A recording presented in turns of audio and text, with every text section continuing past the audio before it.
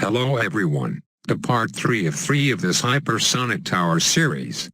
The other 2 videos went pretty well, I'd say, so I wanted to get this one out quick since you're probably all dying to see it. After all, YouTube videos are #1 priority in life.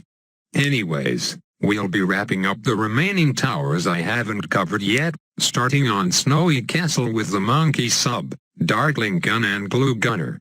Let's begin by putting a 2-0 sub to the test versus a ZOMG. If you can count how many times I say ZOMG in this video, then you'll be rewarded a medal. So the reason for a 2-0 instead of just a basic sub is for the extended range. Other than that, both are pretty much identical when under the influence of all these villages. Okay, bad idea sending a ZOMG there. What was I thinking there, considering I've seen plenty of times before that single projectile towers will not do very well against super strong balloons, Boomerang being a prime example of that. I think a BFB is a little more suitable for a situation like this. Pretty cool stream of darts, I gotta say though. Alright, so airburst darts should do better, I believe. For those unaware why, the dart splits into 3 after reaching the end of its range, so that means 3 times the damage, simply put.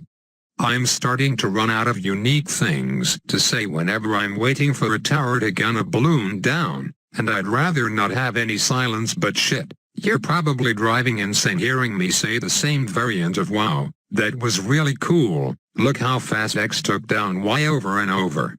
I'll just let the gameplay speak for itself on this one. I probably should have chosen a better spot for that submarine since all those blimps are blocking the way of a beautiful sea of white missiles. But wow, that was really cool. Did you see how fast that ballistic missile took down those 5 ZOMGs? Damn it, old habits die hard, I guess. Now for what I think will be quite interesting, the hypersonic nuclear submarine. Placing it down, we can see it glows very, very bright green. But is it any more powerful than its original? The answer to that appears to be no, judging by how these ceramics are walking by unscathed. So what gives? Is the nuclear sub shooting too fast or what? Let's sell some villages and see if that solves anything. Nope, doesn't look like it has anything to do with that either. It seems the attack speed buff only affects the sub visually. As you can see, the green is getting fainter and fainter as I slowly sell off everything, but even then still hardly any damage is coming out. Though I shouldn't be too surprised considering I've known since forever that even monkey boosting won't make the nuclear sub shoot faster. But damn, this has gotta be one of the strangest interactions I've seen. Let's just cover the whole map in green for funsies. I don't know if you can still since the clip is slightly sped up, but the more of these guys I place down, the laggier it gets. Quick, better make a run for it before my Steam window crashes. Okay, safe and sound now. Next up is the Darkling Gun, and you know what, to be honest, it wasn't as cool as I thought it would be. Sure, it's shooting super fast, but that's about all it's got going for him. There isn't much else for me to say here, so I'll let the clip roll while I bring up a topic about clans. Well, next week for me is reading week, so I'm kind of planning a big grind week for my clan so we can reach at least the chest 8 rewards at the bare minimum.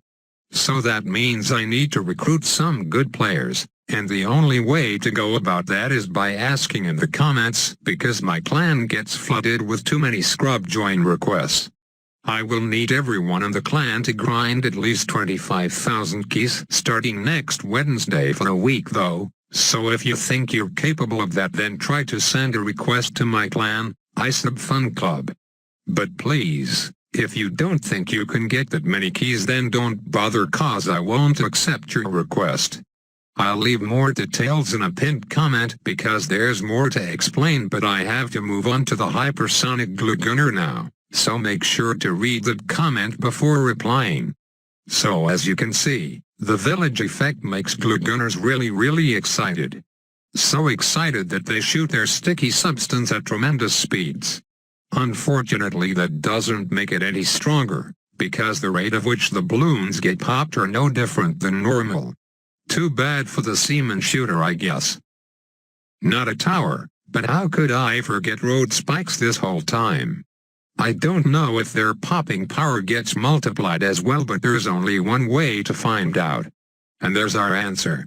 Although the first spike probably had enough popping power to defeat the Moab children, the damn spike hopping glitch prevented it from doing so. Watch here with this BFB.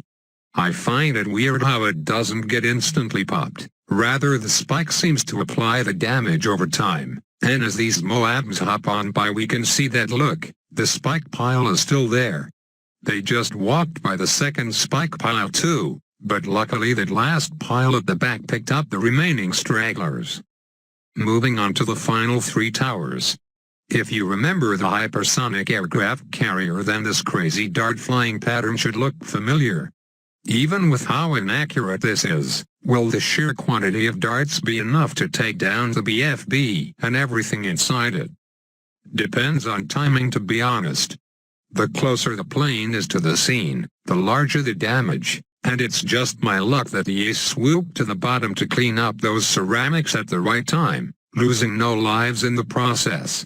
It's time to play some more trivia, with the 1-1 aces hypersonic darts and semicircle trail of pineapples versus 9 BFBs. Will accuracy be a problem for the ace? Well, make your guesstimate in the poll or in the comments right now as to whether any lives will be lost.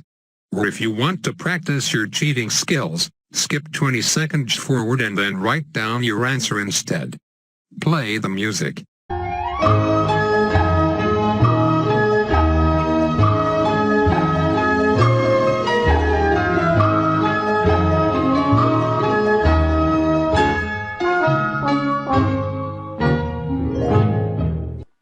And start the clip. If things go the same way as the first hypersonic video did, then I expect the poll to be a nice and lopsided 80-20 because it seems everyone likes to cheat. It was a close one, but once again the ace made it to the right place at the right time and stopped those strays from going through. As you'll notice, the life counter didn't flash red. What if we double the amount of darts on the screen? How much will it help versus a fuckload of ZOMGs? Well, let's take a look on the screen. Very well it seems, and with the 8 extra streams of darts I think that helps immensely in not having to rely on luck and timing as much. Another close call with some of the Bloons children though. Never miss targeting. This should be an intriguing one. You would think with its increased accuracy, it should have a much easier time with ZOMGs, right? Well, you're not wrong. That wasn't a trick question. They're OP as hell, man. This is literally the only time you won't have to worry about leaking stray balloons. Not even the hypersonic Spectre can keep up. It's funny to think that by upgrading the tower, you're actually making the tower much worse. Cause now it's only shooting super fast explosives and a single dart stream instead of having up to 4 streams heat seek at the same time. That pretty much does it for the ace. Let's keep chugging along with the bomb tower now. I know Tyler made a video on this already featuring me, but again, this right here will show you the hypersonic bombs without anything besides the balloons in the way. So what's interesting to note is that the bomb couldn't pop zebras even though all these near infinite range 2-4 villages are surrounding it.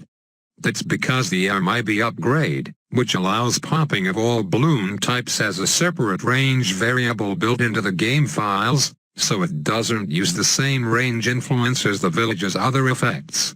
Low-level bomb towers are cool and all, but you know what's cooler and more visually appealing? These nuts, I mean cluster bombs. What a beauty it is to see them in action. I wasn't kidding when I said cluster bombs were better than Maulers because 9 is greater than 1. Actually I was, but let's pretend I wasn't. Those ZOMGs were taken care of too easily, but let's compare it to the Moab Mauler and see which of the 2 hypersonic towers are the real king. I'm sure those fridge bombs must be helping a lot though. Overall they both seem to be equal, with the balloons reaching the far right at the furthest. Now for the tower you've all been waiting for, The 00 Dart Monkey. Considering we already know it can take down a ZOMG in 20 hits max, to make it fair we will be using an unharnessed, I repeat, unharnessed Dart Monkey for this test. That is, it's about as strong as the average Joe on the street. And we can certainly tell that's the case by how little damage it's doing to the blimp. I don't even think this pathetic fraud can even rip off the top layer. I bet you the hypersonic 00 Dart Monkey when harnessed would be able to kill ZOMGs before they even show up on the screen. I won't test it this video though because only the worthy can witness it. And I think that about wraps everything up for the Hypersonic Tower series. Hopefully you had a blast watching because I like to make people have blasts, if you know what I mean. Let me know what your favorite / most interesting hypersonic tower upgrades were. There's a lot to choose from but for me a couple of them stood out real good, like the Engineer and Ace. But is this the last of the hypersonic towers you'll see on this channel? Maybe, maybe not. For all you know I could have an epiphany and come up with an epic idea with this cool game feature, epic enough to make a video about. But we'll see. Have an alarming day.